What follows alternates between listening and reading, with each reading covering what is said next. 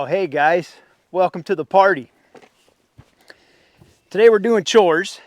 Behind me, this is a winter's worth of horse crap. Every week we take the horse crap out of the stall, we dump it here, and then probably the next week or two when the ground firms up, it's a little wet from being moist. When the ground firms up, I'll get the tractor out and then I'll take this and I'll spread it out all over the grass. And the grass will be renutrified, and come spring, it'll all be really green and renutrified from all the crap. Back there you see a seasoned compost pile. I keep that for the garden. And then over here underneath these spare tires, you're going to see a gray tub, the kind you get at Costco. Underneath that tub is Bonnie's buck that she shot in November. Every buck that we get that has a nice rack, that one's a 4x4, I will cut the neck at the top of the neck and just take that whole head of the buck, flesh and all, brains, tongue, stick it in the compost pile up to the antler, cover it with that bucket and then with the tires so the dogs don't dig it up.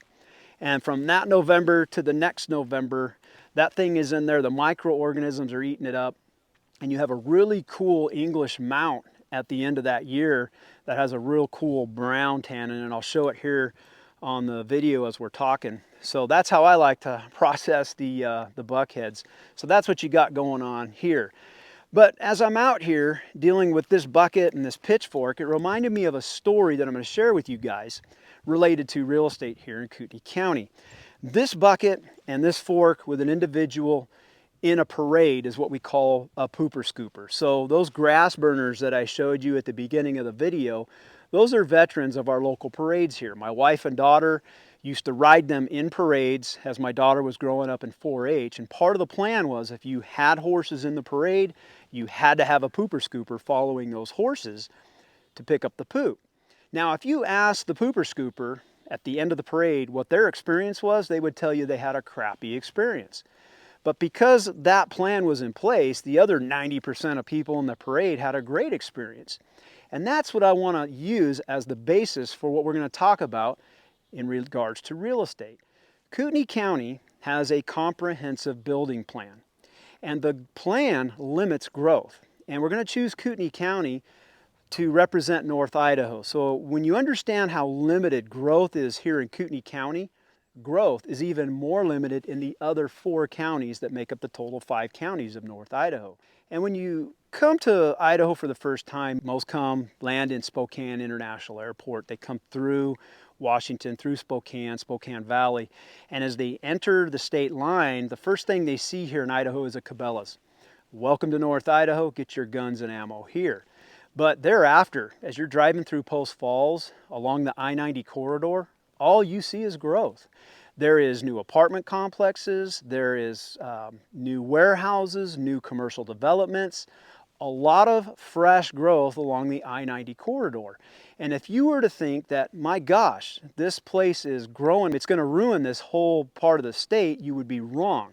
You would have the same perception as that pooper scooper had in the parade, but yet they were only a small percentage of that total parade. The large majority of the parade, they didn't have a crappy experience. How does that relate to real estate? So I'm going to tell you today, we're going to look at the comprehensive building plan for Kootenai County, and you're going to see just how limited growth is. That comprehensive plan, which is enforced by the building code, actually limits where growth can happen, and it's only a small percentage, and I'll show you how small of a percentage it is. I think you'll find it very interesting. It'll explain to you just how safe we are from growth going forward, and it'll also explain why real estate is so expensive here. Let's get into it. We're about to jump onto the computer and do a deep dive into the building codes and the way things are zoned here in Kootenai County. Now, why is that important? Well, for me, and I think you might be like this, I didn't want to move somewhere, establish the next chapter in my life, only to find out that I was going to be swallowed up by growth. I don't like people. I don't like living around people. I live on rural acreage. I want to be away from people when I need to get away from them. So a big thing for me is I didn't want to move somewhere and, again, like I said, be swallowed up by growth. Well, one of the things that attracted me to this county here in Kootenai County was that they actually had a comprehensive building plan, which we're going to take a deep dive on here in the computer. So if you're one that doesn't want to be swallowed up with growth, I think you'll like what you find. Let's take a look. And here's a population chart of the North Idaho 5 counties. You can see here that Kootenai County is the most populated county with a 2024 estimated population of just over 186,000.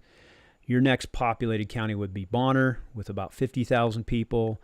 And then Boundary, this is your northernmost county up by Canada, got about 13,000 people in that county. Then Shoshone, which is east of Kootenai County, just before you get to Montana, that's about 14,000 people. And then Benawa, which is south of Lake Coeur d'Alene, the bottom half of Lake Coeur d'Alene, the towns of St. Mary's, Plummer, you got about 10,000 people in there. So altogether, in 2024, they estimated the total of the whole North Idaho region to be just about 274,000 people, and of course Kootenai being the most populated of those counties. So we're going to make a case study of Kootenai County when it comes to understanding land mass, because obviously if you understand Kootenai, which is the most aggressive growing county in our region, you'll get a taste for how growth is going to be dealt with going forward. So the first thing we want to notice is that the land mass in Kootenai County really comes down to two types of land mass. You have 60%, which is public land, and 40%, which is private. When you hear about public land, you're talking about federal land, such as National Forest, BLM, Bureau of Land Management. There's state land in there. There's also tribal land in there.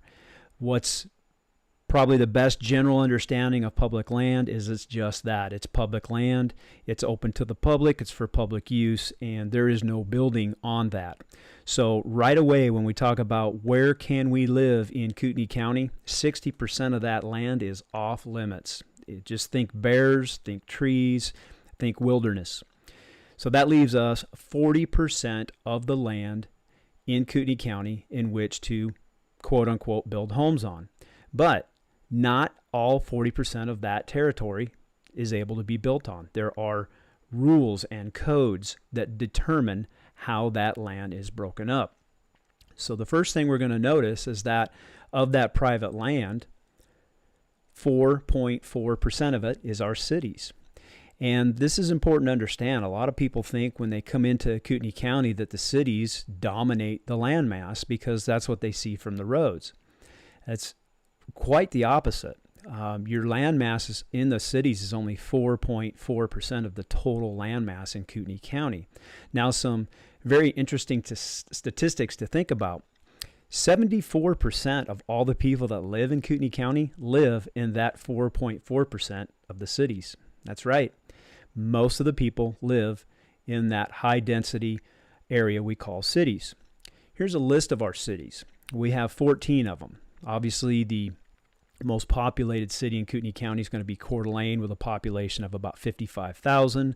Next would be Post Falls, and I'll just leave this list here for you guys. You can pause if you're interested in knowing the population of each of our 14 cities. But when you look at a map, and this map that we're looking at here is actually out of the Kootenai County Comprehensive Building Plan, and we'll go more into that here in just a minute. But as you look at this map, what you'll notice is that the cities are the color black, and I'll get into the other colors in a little bit, but focus right now on the black. Those are your cities. That's the 4.4% of the landmass.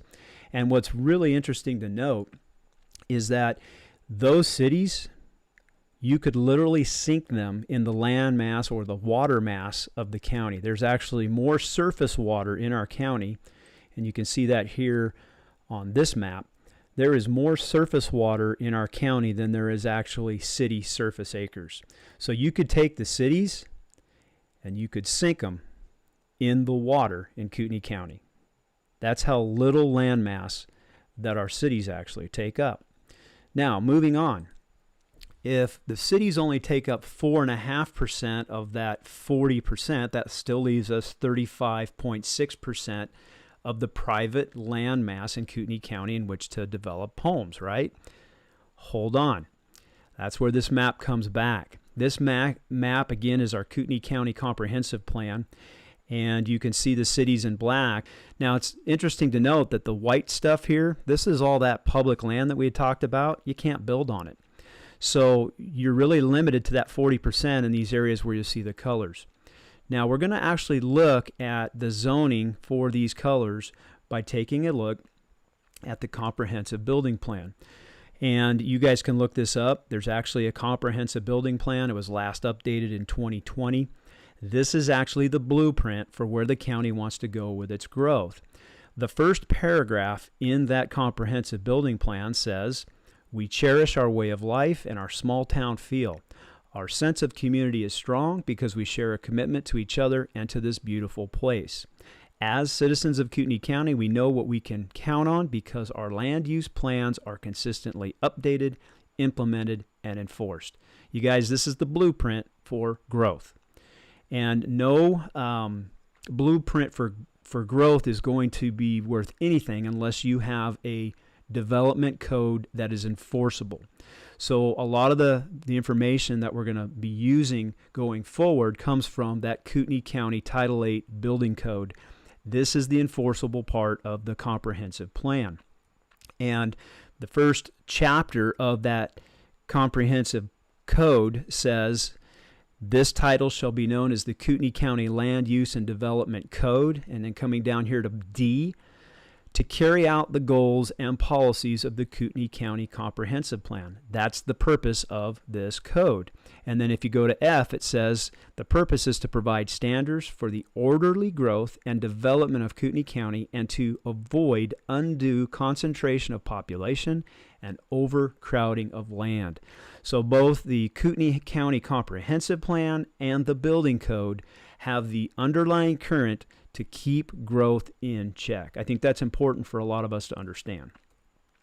Now, coming back to our breakdown of the land mass, the first part of that building code that you're allowed to develop land in that, remember that was over 34%, 7% of that private land is zoned for rural living with R1, R2, and R3 designations. And they're exactly what they sound like. R1 means you get one residence on a plot of land. R2 means you get two, like a duplex on a plot of land. And then R3 is 3 or more residences. These are your high density parts of the county. And then going back to that map, if we were to zoom in, you would see these little red zones. Most of these red zones, these are the R1, 2, and 3 zones. They're typically around the city of Hayden. Hayden tends to be a larger rural area with R1, 2, and 3 zones for higher density living. And then up here by Twin Lakes, you have some, but again, this is only 7% of the land mass that you have any type of high density rural living. Most of the rural living is going to break down into larger lots. So we're going to take a look at that now. So looking at this part of the pie, again, you've got 60% that's public land, 4.4% that's cities, and then R1, 2, and 3, which is 7% of your county land mass. And then the next level of land that's designated for living would be called rural, and these are all 5-acre minimum lots. You cannot subdivide below 5 acres in the county areas, and that is established in the building code. And here it is in Article 2 for rural zoning. If you look at right here, the first highlighted section, it says the minimum lot size in the rural zone, except in a conservation subdivision, shall be 5 acres. And then skip down here to the last paragraph. It says parcels created prior to September 1st, 1978, which are less than 5 acres in size, shall be regarded as conforming parcels for the purposes of this title. So what this is telling you is that after September 1978, the rural areas can no longer be subdivided below 5 acres unless they're in a conservation subdivision. So what is a conservation subdivision? Well, that's also defined in Title VIII under Article 6. And it says here that the purpose is that the Kootenai County encourages the use of conservation designs for subdivisions. The purpose of the conservation subdivision is to fit the development to the land to cluster homes on smaller lots. And you go, ooh, that sounds like high density development. But hold on. even though the developer is allowed to cluster homes on smaller lots, it says right down here under density that they still have to uphold the underlying zone. So let's read this. The maximum density allowed within a conservation subdivision shall be calculated by dividing the total acreage in the proposed subdivision by the minimum lot size permitted by the underlying zone. And remember, we have 5-acre subdivision limits in the rural zone. So continue to read. For example, the maximum density allowed within a 200-acre subdivision in a rural zone would be 40, because 200 divided by 5-acre lots, equals 40 homes. The minimum lot size for a building lot in a conservation subdivision shall be no less than 8,250 square feet. So that's basically about a little under a quarter acre. So this allows the developer to put the homes on small lots, but they can't put more homes in there than what the 5 acres would have allowed. And then the last sentence here says that conservation subdivisions shall be designed to conserve at least 20% of the property within the subdivision. So even though it sounds like these subdivisions would have a bunch of homes on them, they actually would have less density compared to the same acreage without being a subdivision. So I think the best way to understand what a conservation subdivision is to take a look at one. So let's do that. Okay, so this is a really good example of a conservation subdivision. This subdivision is just east of the city of Coeur d'Alene, about 10 minutes out of Coeur d'Alene, up in the foothills, and it will show you exactly what a conservation subdivision is. So it's basically, if you can follow my cursor, this area here, we'll move down. It's this area down in here as well. And this is about 200 acres. They get 40 lots, and remember, 200 acres divided by that 5-acre subdivision, you get 1 house per 5 acres. That means they get 40 lots. And I guess the best way to show you the difference is you've got 9 houses on this cul-de-sac. 1, 2, 3, 4, 5, 6, 7, 8, 9. This is way more efficient for the developer to bring utilities, roads, water in than just across the street. Now, if you had 9 homes over here, let's just count them out. You'd have 1, 2, 3, 4, 5, 6, 7, 8, 9. So to get 9 homes just across the road, because they're not allowed to cluster, you have all these roads, and each one of these roads is going to have water and power underneath them. So this is way less efficient than 9 homes clustered along this road where water, power, and all the infrastructure is right here.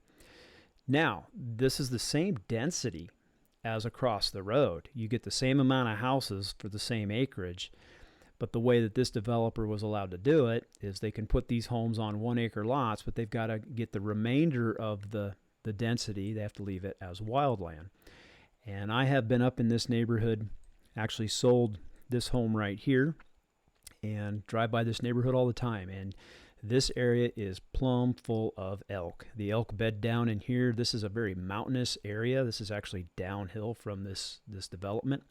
Over here it's very marshy in the wetter times of the year. This is where the elk will graze, and you'll find elk out here grazing. So it's kind of a cool neighborhood in that sense. And what the developer has done is to keep that acreage, remember they can't put more homes in here. They've got to keep it wild. So what they did is they just basically made green belts behind all these homes. So these people all have a really cool interface with the wildland and the wildlife. Now, here's the negative to a conservation subdivision. Even though the density's the same, if not less, remember the developer has to maintain at least 20% of the development as natural. Here it's definitely more than that. But one of the negatives is developers, it's very expensive for them to come in and create this subdivision. So to get the most bang for their buck, they're basically going to be making high-end homes and high-end subdivisions when they bring all this infrastructure in. These homes in here are a minimum of $1.5 million per home, and they're on an acre, sometimes maybe 2 acres. So it's not what most people are typically thinking when they say, I want a smaller lot in the rural area out in the country. these homes are expensive because it's expensive for the developer to develop these subdivisions. So when you think conservation subdivisions, you have to think smaller lots, you have to think cluster of homes, and you also have to think HOA. There is an HOA in almost all of your conservation subdivisions, and for example, in this one here, this HOA is going to mandate the scope, the size, and the materials of these homes, and these homes are high-end homes. So the bottom line is this: there's very few ways to get around the 5-acre subdivision rule.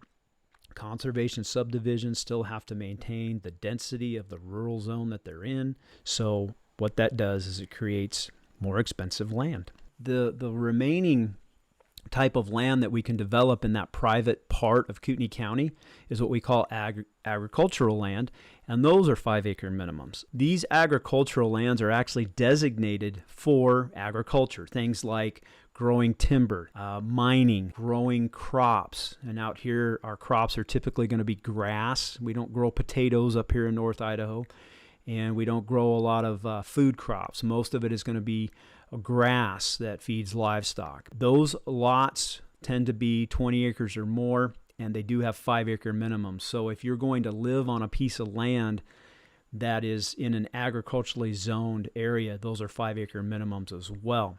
So what you're seeing, if you're reading the tea leaves, is that the majority of the private county land that we can actually build homes on, 26.1% of that land mass, of the total land mass in the county, is 5-acre minimum lots. So that keeps that urban sprawl down. And then the remainder of the private land that can be developed, they call this the other private. These are going to be the territories in the rural area that aren't zoned residential. So if you're not going to live in the city and you can't live in the public lands, you're going to be relegated to live in one of these color-coded areas. And what do you see? You see greens and blues, dark blues, light blues, and that's broken down into the blues are 1 structure per 20 acres and 1 structure per 10 acres. The greens, which is typically what most people that live in the rural area have, which is 1 structure per 5 acres. And then the yellow, 1 structure per acre. And then more dense than that is red. So basically what you're looking at, if you're going to live in the rural area, is one of these colors. Most of it's going to be green and blue. The area around Rathdrum right here, that's where you're typically going to find a lot of your 5-acre lots. Also out here in the prairie around Post Falls, there's a lot of 5-acre lots. And then acreages that get more than 5, so you got your 10 and 20 acres. There's a lot of those up here around Spirit Lake in the Athol Spirit Lake area. And then coming down into the Cougar Gulch area just outside of Coeur d'Alene, there's a lot of larger 10 and 20 acre lots up in there. But there is not a lot of land mass for rural living, and that's what makes it so expensive to live here. When you have a low supply of anything with a high demand to want it, it drives prices up. And that's unfortunately where we're at in our county. It's not like we're going to be building in these white areas that are publicly owned. So we're limited to the kinds of lots that we have, and there's competition for them as a general rule. Well, that's it. Congratulations, you guys. You just went through a video that had horse poop, deer heads, compost piles, and building codes. If you've got to this point, you're a winner. So hopefully this video gave you guys some understanding on how growth going forward here in Kootenai County and in North Idaho is going to be dealt with. If anything to be learned, you need a comprehensive plan that's backed up by building codes with that undercurrent, as I call it, of slow growth. And that's what we have here in Kootenai County. We would be smoking crack to say that growth isn't going to impact our way of life. In fact, if you're going anywhere in the world that's a desirable place to live, it's going to grow. What you want is to have some kind of certainty, the best that you can have, that as things evolve, they're going to evolve to maintain that small town rural feel and make sure that growth doesn't overcome the way of life in which you live. And I think that's what we have here in Kootenai County, and hopefully you found that in this deep dive.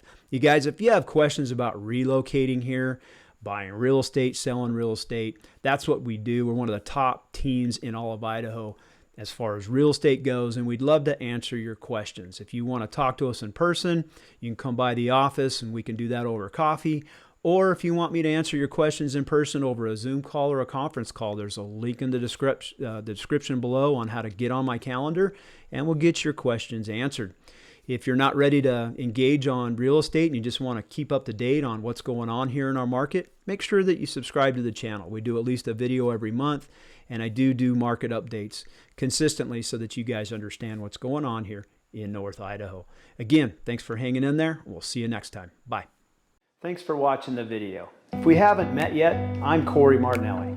My wife Bonnie and I own a local real estate team based in Kootenai, Idaho. Our personal journey to live better began in 2009 when we relocated our young family to North Idaho from Ventura County, California. We wanted to raise our family in a place rich with outdoor recreation and in a culture that treasured our strong conservative values. Leaving family, friends, and church was not easy. Perhaps the scariest decision was to leave behind 21 years as a deputy sheriff with Ventura County and finish my career with a new agency. But I did it and finished serving out my 3 decades in law enforcement as a deputy with the Kootenai County Sheriff's Department right here in North Idaho. While I was doing the easy part, working in law enforcement, Bonnie diligently raised our 2 children, battled breast cancer into remission, and started her real estate career part-time. Talk about a winner. After retiring from law enforcement in 2016, I joined Bonnie in real estate and we went full-time forming the Martinelli Realty team and this video channel. Since then, we have successfully navigated one of the most aggressive and competitive real estate markets in America to help over 300 families relocate to North Idaho. In that time, Bonnie has been recognized as one of the top 1% producing real estate professionals in the entire country. It is this experience that we have gained in the market that forms the foundation of our videos. If you are wondering if you can live better in North Idaho,